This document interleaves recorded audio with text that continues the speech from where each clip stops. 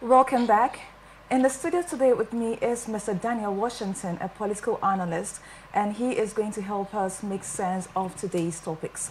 Good morning, Mr. Washington. Good morning. How are you doing? I'm fine, thank you, sir. How about you? Very well. Feels good to be here again. Okay, it's good to have you in the studio again. Thank you. As well. Thank you. All right, let's get right into it.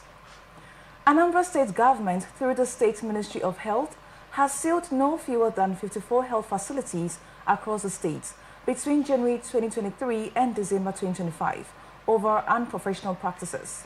The State Commissioner for Health, Dr. Afam Obidike, disclosed the development to journalists during a press briefing in Accra on Monday.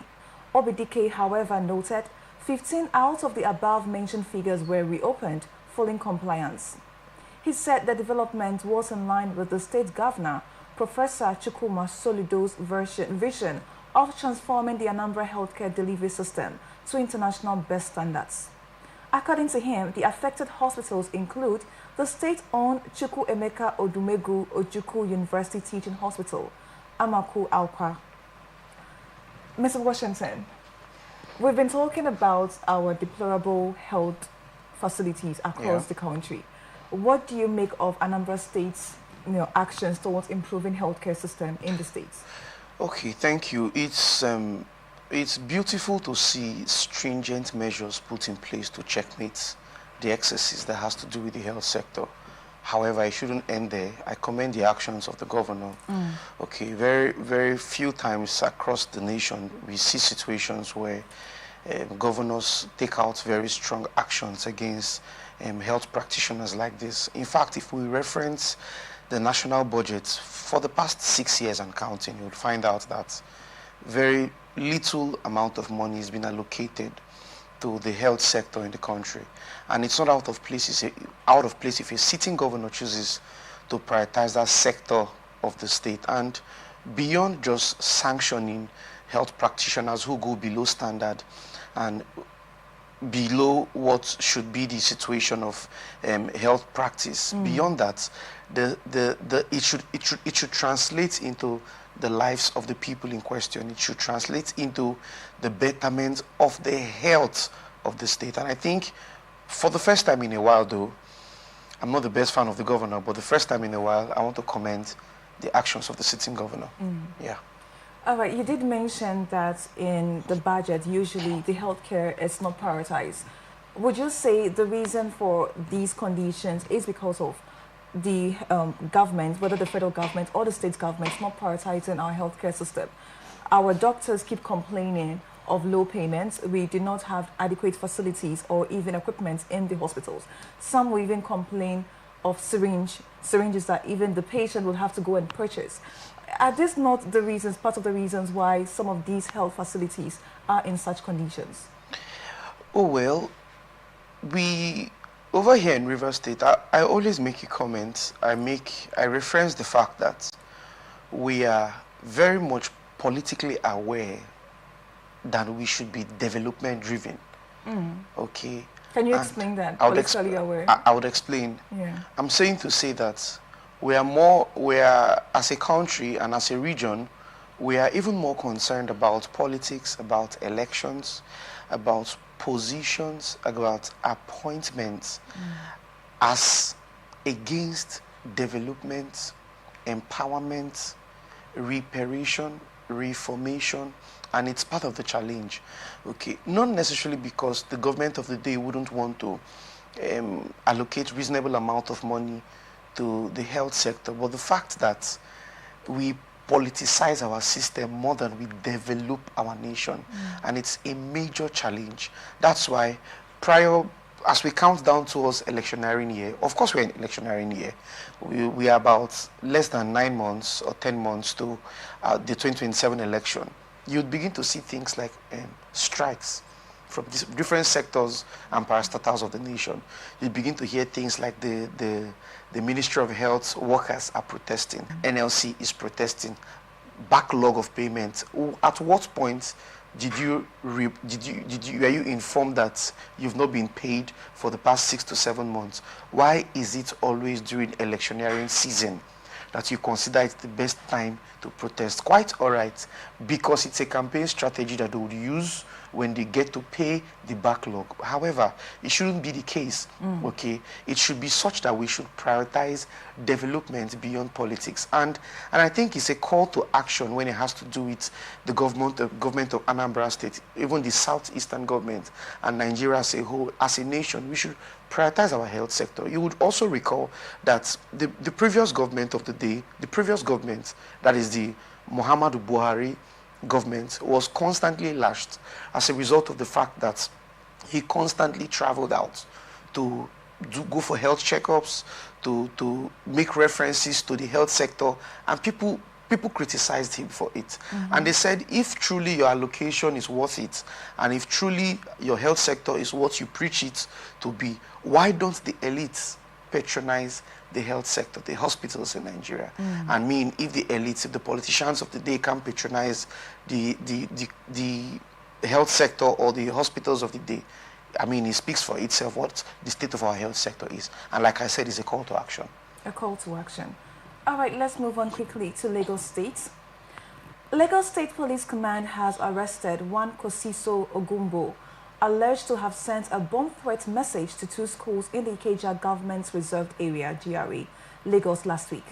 This is just as it has dismantled a notorious catch-in-the-air gang, popularly called One Chance, operating across the state, arresting 21 suspects operating in various parts of the state. It was gathered that at about 4 p.m. on Tuesday, January 20th, 2026, the Human Resources Manager and Chief Security Officer of the schools, named Rahel, separately reported at the Ikeja Divisional Headquarters that they had received threatening WhatsApp messages from some unknown number, alleging that explosive devices had been planted within the school compounds.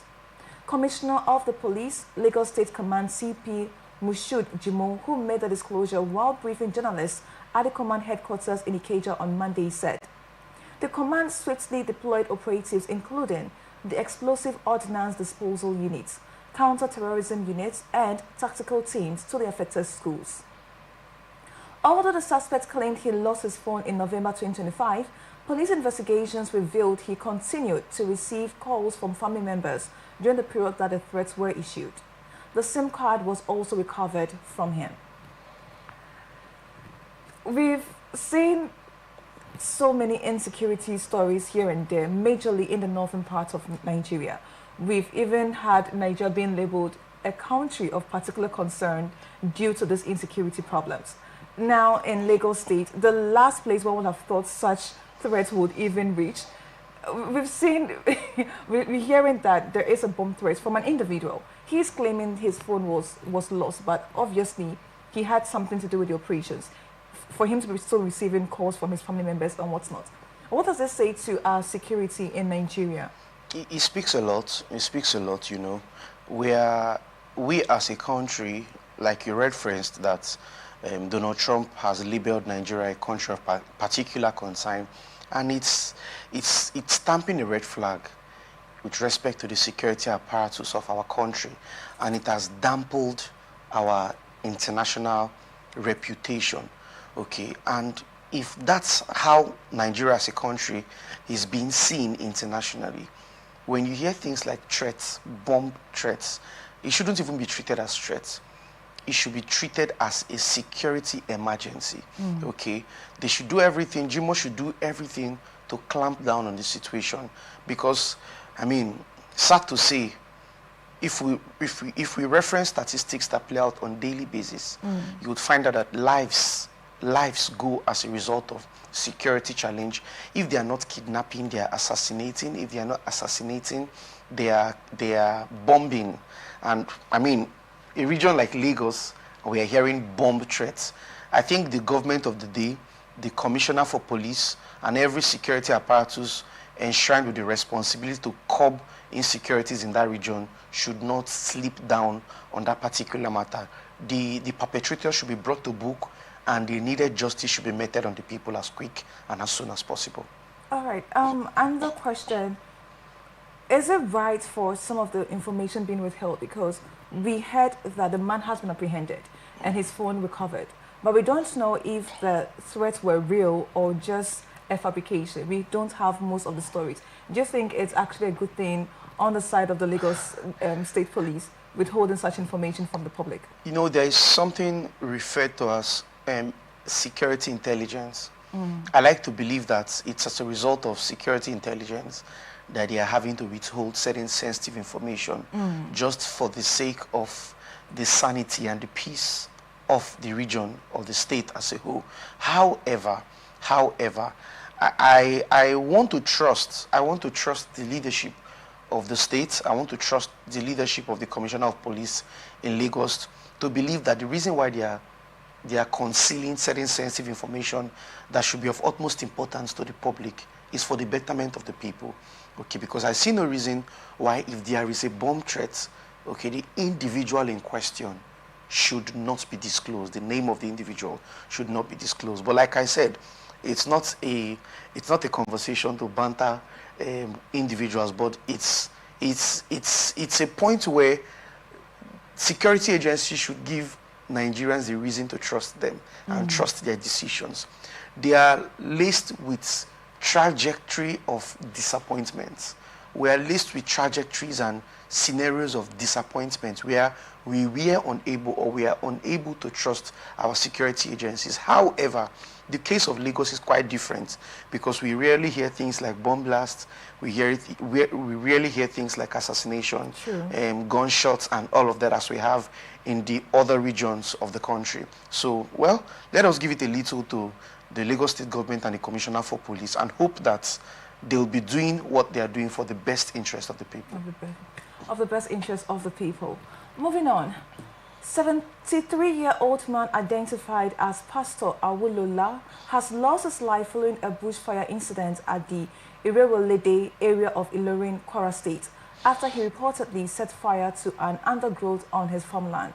An eyewitness to the incident disclosed that the deceased set fire to a small bush around the farmland inside an incomplete building with a perimeter fence and gated entrance, which engulfed the only exit from the premises, preventing the victim from escaping the burns to death. Confirmed the incident, the head media unit of the Kwara State Fire Service, Hassan Adekunle, said the service received a distress call about a man burnt to death on his farm. The fire service said the body was recovered and handed over to community chairman, Mr. Sunday Nuha, for necessary action. The director expressed deep sadness over the loss and warned residents against bush burning, especially during the dry season. Mr. Washington, it seems every year when the dry season is in season or it's in session, we hear fire problems here and there. Last year, we saw one around the Orazi axis where, where lots of lives were lost. Today, we're hearing that a man lost his life in a farmland fire due to, preventable measures. What should we say about this? I mean, individually, before we come to the state, what should individuals do to prevent such incidents from happening? At the level, he speaks of in ignorant practice, okay? Well, before we even talk about individuals, we run a democratic system of government of the people, by the people, and for the people. It's also a clarion call for agencies to venture into high-level sensitization and reorientation. Okay, there should be some level of investment by the security agencies in publicizing the sensitivity of bush burning and dry season. Okay, they should pay a lot of money into sponsored ads if that needs to be done. They should go into invest in radio jingles, pay TV stations like your own to sensitize the populace about the importance of doing everything possible to reduce bush burning, because yes, it's an unforeseen circumstance. Yes, these are things that happens without even being planned for. But when it becomes a recurrent decimal, I think the people who have been given authority to wield power and leadership over the people should swing into action as quick as possible, be it the local government, be it the community chief, be it the youth leader, be it the police state command, be it the governor of the region, be it the House of Assembly members. If they need to go as far as enacting legislations just to ensure, but by all means possible, it's very obvious we have some ignorant, innocent individuals who venture into bush burning without understanding the implication in dry season. So I think the government should take it up, because at the end of the day, we are fed up hearing the fact that people get to die on a daily basis in Nigeria. Every avenue, every measure to reduce death rates across Nigeria as a nation should be put in place. Okay, you spoke of security agencies. How accessible are these security agencies? We know that individuals can be ignorant sometimes when it comes to such situation due to lack of information available to them, due to lack of training available to them. But also, how accessible are these security agencies? Let's take, for example, in this scenario, had the fire service been easily accessible, I'm sure the man wouldn't have lost his life because they would have been there in record time. If the healthcare system was also working, they could have been there in record time as well. An ambulance service, we had a witness that, witnessed the whole situation. They could have easily accessed the security agencies, the fire service, the healthcare system. They could have been there in record time to save a life. So what does this speak on, these agencies in Nigeria? It speaks of a lot. The passiveness of security agencies, okay, the passiveness of our fire service, okay, the passiveness for public servants, civil servants to proactively swing into action. Because you see, if we tell ourselves the truth, you would find out that the average Nigerian or government worker they are not as patriotic as expected when it has to do with giving Nigeria a better image, giving their best in their job, because at some level, no motivation, no passion, no interest, and in their own opinion, we work more than we are paid. Sometimes we are paid late. Okay, sometimes we are denied our remuneration. Sometimes the tax evasion is quite high, and we almost can't do anything with the money. All of these things.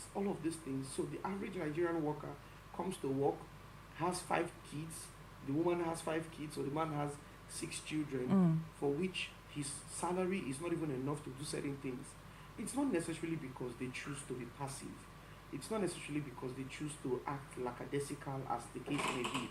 But the truth of the matter is, a lot more needs to be done when it has to do with encouraging and reinforcing the performance of our public servants. It's of utmost importance.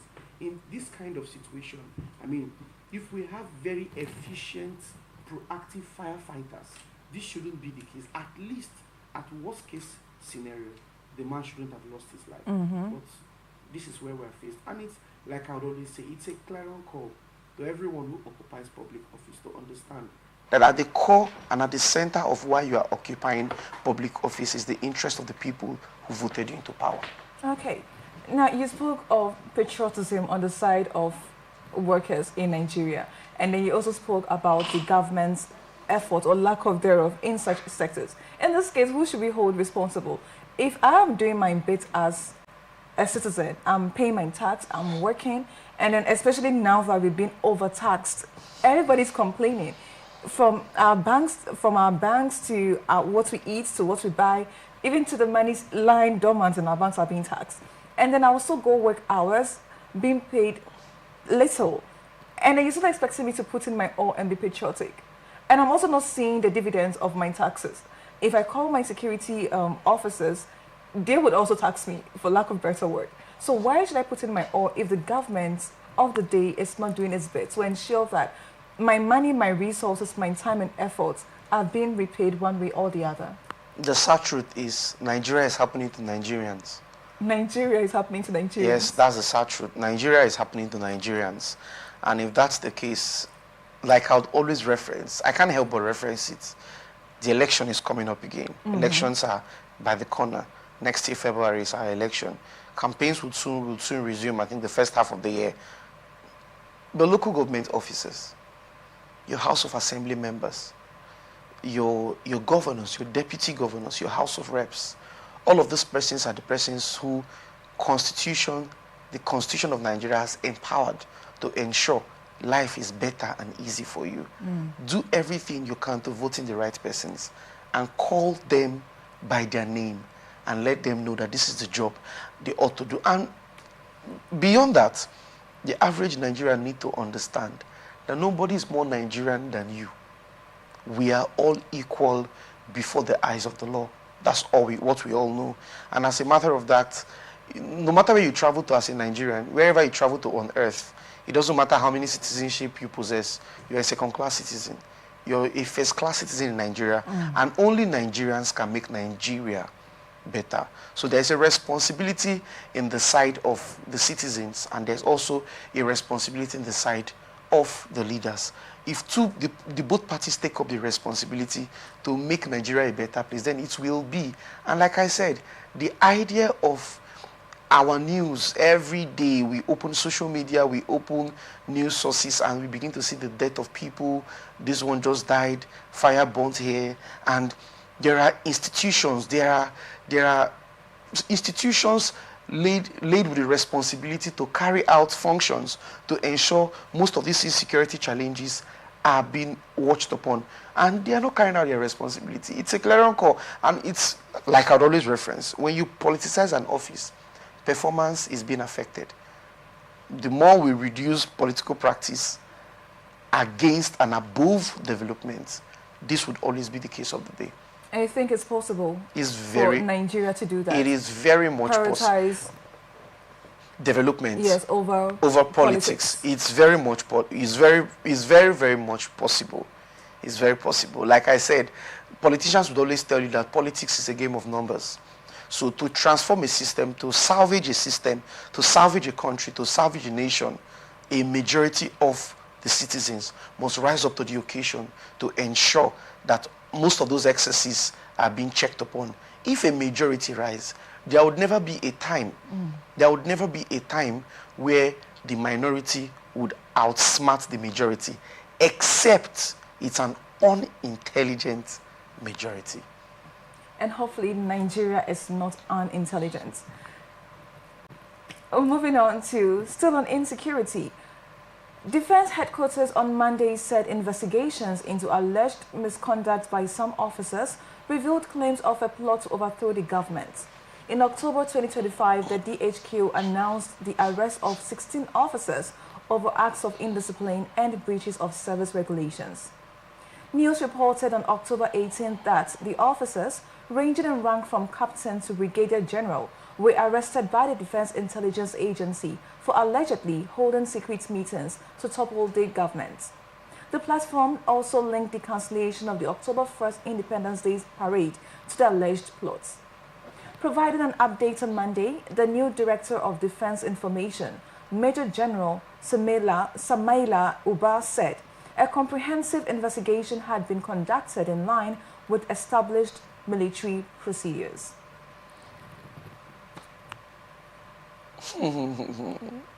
We've heard reports around, around countries surrounding Nigeria where we've seen military takeover, military regime in this modern age. One would think that 21st century, with how far democracy has come, military rule will be a thing of the past. But unfortunately, it seems like we are surrounded with such actions. Now, last year, we were wondering why the October 1st celebration was cancelled. Most Nigerians were looking forward to it because of the hardship they've experienced in the hands of government. So people are thinking, October 1st is a time to show your patriotism to Nigeria. Why are they cancelling it? We had various versions of the story. Today we're hearing the reason for this was because of an attempt coup to topple the government. Mr. Washington, what do you have to say to this? Africa, my Africa. If you reference this story and juxtapose it with the happenings around African countries, even more West Africa, you'd find out that some African countries are switching from the democratic system of government is into military rule. And you know, every time military regime is being instituted, it almost sets aside the constitution and brings about decrees. Okay, and in my own opinion, there shouldn't be there shouldn't be reasonable reasons why a country whose civilization and democracy is spanning more than 20-something years and counting should want to go back to military regime, if not for the fact that the upholding of the rule of law across our democratic process is being threatened. Okay, and that's not to say that attempts to bring about military coup is as a result of the fact that democratically elected officers are not performing. Sometimes it can be as a result of selfish interests and some kind of hijacking agenda. You would also recall that this is not the first time.